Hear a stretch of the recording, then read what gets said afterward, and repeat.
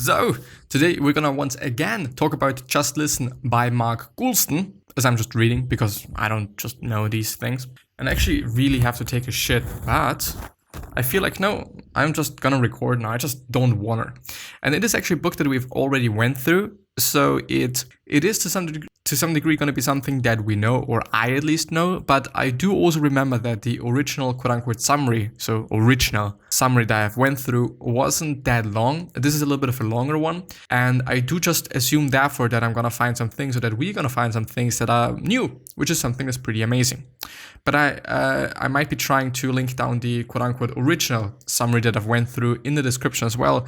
And the funny thing is, it's been a very recent episode on the podcast and a very recent thing that I've gone through. And yeah, anyway, just gonna go ahead. So it is by the lifeclub.org site. I haven't found something else.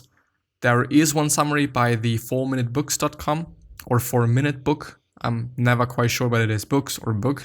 But since they're just very, very short and I wanted to go for something that's relatively long, we're just gonna go for this one. But yeah. Has Just Listen by Mark Goulston been sitting on your reading list? Pick up the key ideas in a book with this quick summary. In nearly every kind of relationship and across all professions, we come into situations where we need to motivate people to do something, act a certain way, or even just get them to listen to us. Unfortunately, in spite of how often we are in these situations, we are generally not very good at persuading people to do what we want. And so it is once again a book about, if you're just new to this book, it is about communication, and it is about communicating.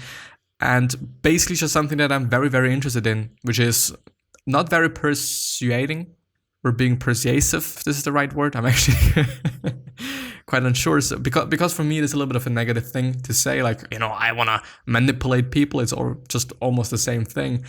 But I think it is an amazing thing to be able to communicate properly and also consciously, which is just fucking amazing to me. And this is also the reason why I want to go through as many books on communicating and communication as I can. What we want is for people to buy in, for example, become invested in us, and thus be open to what we have to say. However, because we are often too caught up in ourselves and our own problems, we lose the ability to communicate well and effectively shoot ourselves in the foot. So how can you get people to buy in? You have to stop talking and start listening. In this summary of Just Listen by Mark Goulston, you'll find out how asking simple questions can get a man to step back from the ledge, why the Mr. Spock in you is one of your greatest allies, and why the way Colin Powell answered a sensitive question earned him so much respect.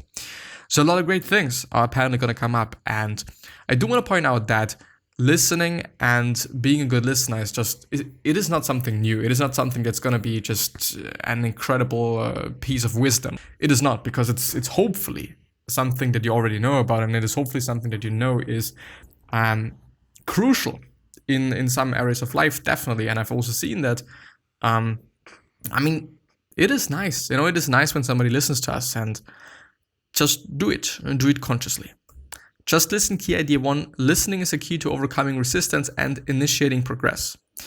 Have you ever stopped to consider the rhythm of your everyday conversations? If so, you might have found that you approach them as if they were all rational arguments, and this can often be counterproductive. In fact, using arguments or pressure to influence or convince others often creates resistance. This is especially true when people come to you in times of stress. They don't want advice to improve their situation. They just want to share what's going on with them. Imagine a man named Steve is standing on the edge of a 7th-story roof, threatening to jump and kill himself. As authorities surrounded the buildings and prepared themselves for the cleanup, a negotiator, Lieutenant Williams, approaches Steve. Williams tries to convince Steve that there are other options available to him other than hurting himself, and tells him that he's there to help him get out of this terrible situation. Unfortunately, Steve doesn't feel understood and responds angrily, rejected Lieutenant Williams' help. The problem, Williams didn't listen. Listening gives others the chance to share their feelings and concerns, which creates a space for taking the next step and making arguments. When we feel like our concerns are being heard, it engenders a certain level of trust between us and our conversation partner. Now imagine that another negotiator, Lieutenant Brown, arrives at the scene to talk to Steve.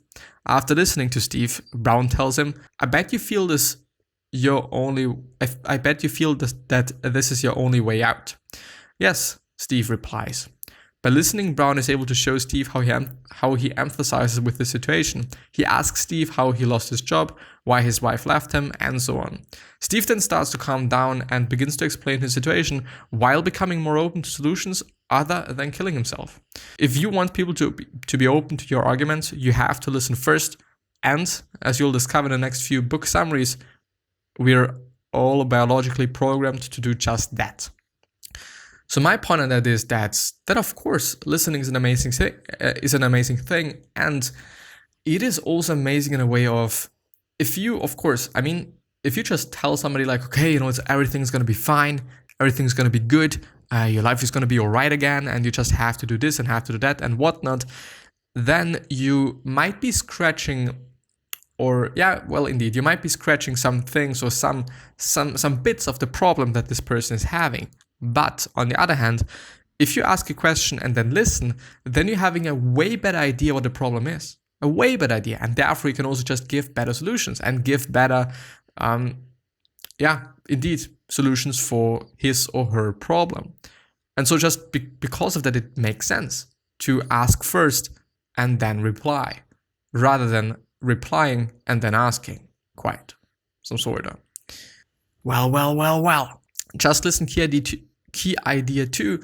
We feel positive emotions when our emotions are mirrored back to us, which is mirroring, and it is something that we're doing in body language as well, or can be used in body language as well. I've been talking about it just a million times, but it is something pretty interesting. If you mirror somebody's body language, then chances are way higher, apparently, that this person is gonna like you. Surely you've heard the adage, monkey see, monkey do. Oh, monkey see, monkey do, right?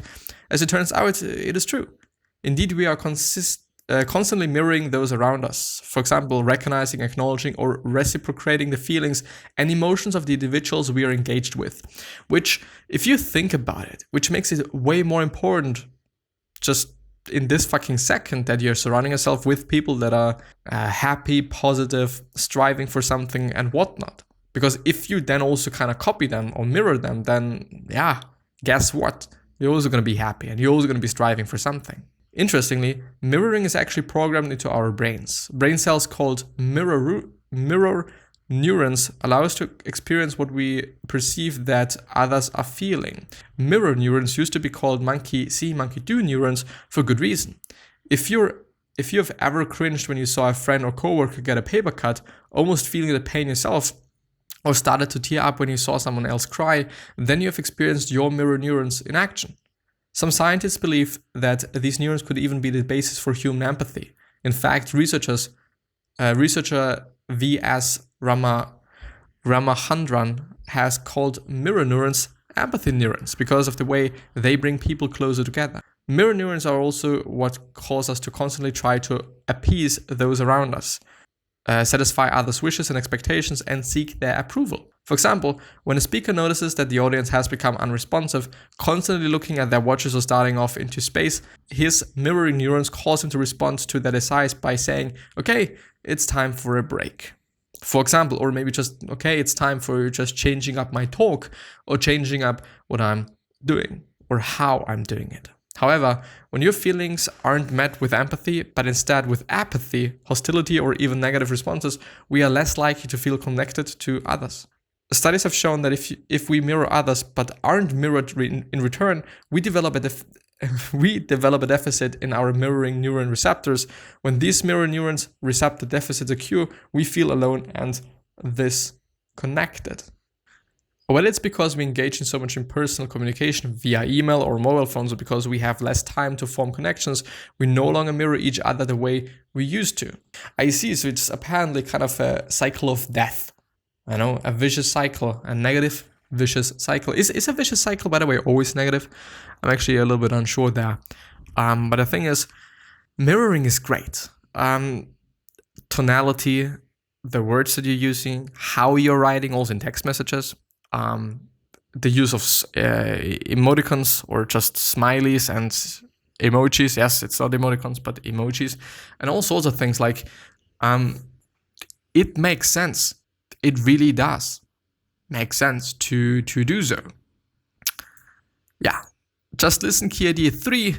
Listening relies on the rational and not the emotional or instinctual part of our brains.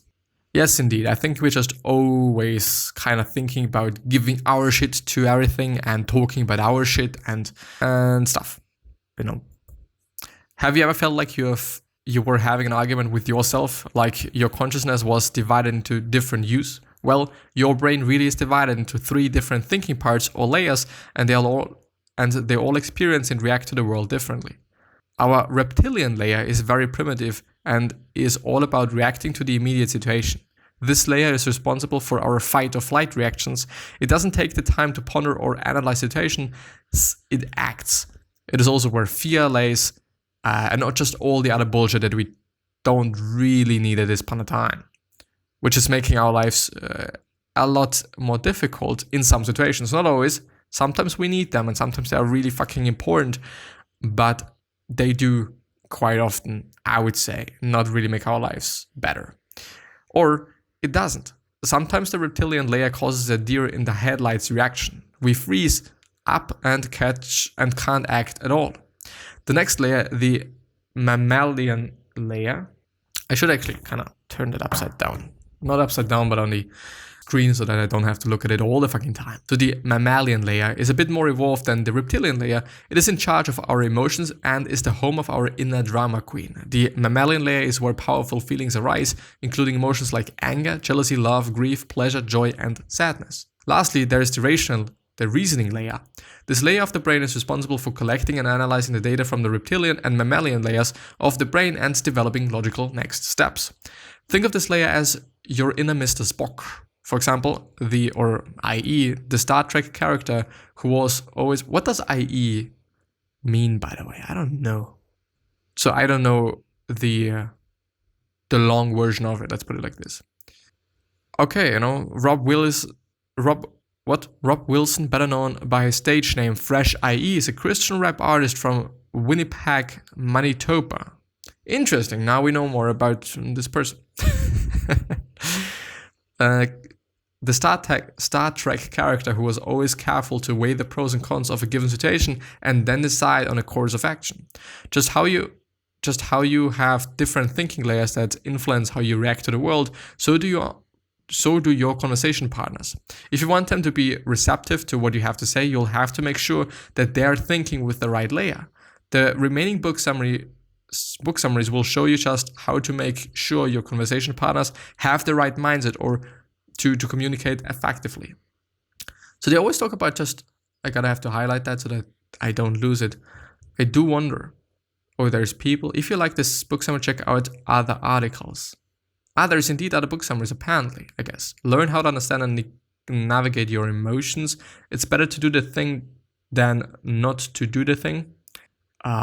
Take ownership of your life. I don't actually know these people, but yeah. Just listen key ID 4. Make sure that you and your conversation partner are using your rational brain. If you want to be able to listen and to reach others, you have to get your own emotions under control first. Emotions like fear, anger, or panic will hinder your ability to reason and develop nuanced strategies. For example, former US Secretary of State Colin Powell needed to exert serious control over his emotions when he was asked in front of 8,000 people to comment on his wife's admission to a mental hospital. Which, by the way, is a fucking ass bullshit question to ask. Like, why did your wife admit to a mental hospital? Like, first of all, who the fuck cares? This is some private shit that has nothing to do with his profession, actually. So who the fuck cares? I don't. But apparently, maybe it's something like, we're just gonna ask him so that he's gonna fucking break or some shit. I don't know. Sometimes I just don't understand these things. Instead of getting angry, Powell took a moment to gain control of his emotions and said, "Excuse me, the person you love more than anyone is living in hell, and you don't do whatever you can to get her out. Do you have a problem with that, sir? Do you have a problem?" This is a very good question. This is a very good answer. I'm sorry. And as they have also been talking about before, like, this gained him respect, and I understand that because it is an amazing answer. Like, this is a person that I love, and this is a person that I deeply care about. So why shouldn't I do everything that I can to make this person's life better? This is amazing. It's really amazing. His ability to remain calm added to his reputation as a leader. Unfortunately, we won't always be able to stay in control. Luckily, when we lose our cool, we can regain control over and access to the rational layer by simply acknowledging threats or panic. Yes, indeed. Noticing and understanding that there is something going on. And they also talk about the amygdala, which is a very important part of the brain. But I do, by the way, wonder what it is called in German. Because it's probably not amygdala. Maybe it is. I don't know. The thing is, noticing, okay, this is fear. I'm fearing things right now. And then constantly thinking about it, like, what am I fearing? What is it? Is it failure? Is it just something in dark? Does it make sense? And then we probably come to the conclusion that no, it does not make too much sense. To be feared in the dark, to kind of assume that there is a creepy monster killing you. No, it's probably not the case. So why are you unhappy? Or why are you kind of anxious or feared or whatever the emotion might be? It's probably one of, 5 different emotions, I guess. Most often we are either anxious, we are feared, we are... I do not really think about the concern and sad and just all the other ones. For me, it's like those emotions that really kind of draw you out of life. In terms of like, there's one situation and it is happening and you're feeling this one fucking feeling and there's nothing else to think about. But it is a negative one. So love is definitely also one of these things, but it's positive, yeah. And if you know what I'm referring to right now, maybe I have to make my mind up a little bit. By the way, I have recognized, and I really gotta have to take a shit afterwards. Seth Godin said that he's talking to figure things out. And I thought then, well, maybe for me, or for me indeed it is the case that when I'm writing things, then I'm also doing a pretty great job at figuring things out. But I've just realized that, not really. When I'm talking about things and when I'm just thinking about things while I'm talking, especially when it is on a podcast, or just actually only when it is on a podcast, then I really, really, really get a heavy load of ideas. And this is amazing. So maybe you should also start to talk. In threatening situations, the brain's Mr. Spock shuts down and passes control over to the emotional side of the brain controlled by the amygdala. Feeling threatened can also trigger the fight or flight mechanism that causes logical reasoning to freeze and allow your immediate emotions and instincts to take over, which also makes sense if you think about it. However, by expressing your feelings of fear or panic aloud, you give yourself the opportunity to calm down and look for solutions. In fact, studies have shown that simply naming threats and fears cools down the amygdala, causing our reptilian brain to cede control, passing it back to our rational brain. Knowing this, you should also give yourself the space they need. You should also give others the space they need to address their fears when things start getting out of control. This way they can listen to your arguments again with a clear and rational mind. So you should give others the space they need to address their fears. So I think silence is not that of a bad thing then, to say in silence. But yeah, I am going to end the episode there because I really gotta have to take a share. I wish you the best health of happiness and also success, and also hope that you're going to remind yourself and you're going to be remembered. Which basically means your legacy basically means just being a nice person and then also being remembered as a nice person. Since it's the question of the day is, what could you do, what could you make, what could you change, what could you say that really is going to make somebody else's day or life or month or year or, as I said, life. And yeah, 3 other questions that I'm having for you are, why are you here? What are you trying to change? And what is bothering you the most? These 3 questions are hopefully going to show you your purpose and maybe even a business idea, which is a fucking cool thing, because purpose is also and always amazing. And a business idea on top of that is just even more amazing. Gonna see you the next time. Bye-bye. Thank you. Stay healthy and everything. Really healthy and cool and positive and do something that you're happy with about whatnot.